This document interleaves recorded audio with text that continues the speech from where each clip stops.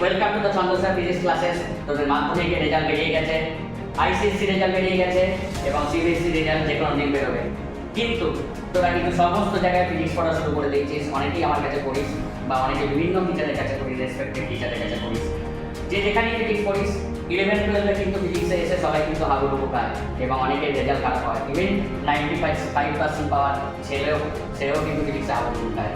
এখানে কতগুলো মেটালজি ফলো করতে হবে তবে ফিজিক্সে ভালো রেজাল্ট করতে গেলে। প্রথম কথা, কনসেপ্ট ভালো করে ক্লিয়ার করতে হবে, ভালো করে কিন্তু নিউমেরিক্যাল সলভ করতে হবে।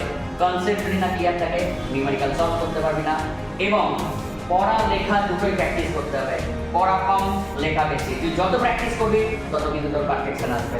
আমরা কিন্তু এই জিনিসটাই করি না, আমরা খালি পড়েই যাই।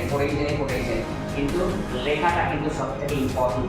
আলটিমেটলি তুই ওখানে গিয়ে কিন্তু নিউমেরিক্যাল সলভ করবি, ম্যাক্সিমাম নিউমেরিক্যাল থাকবে এবং তুই কিন্তু প্রুভিং আসবে। তাই আমার এই টিপসটা ফলো কর, তোরা অনেক অনেক অনেক ভালো রেজাল্ট করবি ফিজিক্সে, তোদের বোর্ডেও রেজাল্ট করবি এবং কম্পিটিটিভ এক্সামে রেজাল্ট করবি। অনেক অনেক শুভেচ্ছা থাকলো। থ্যাংক ইউ আমার ভিডিওটা দেখার জন্য।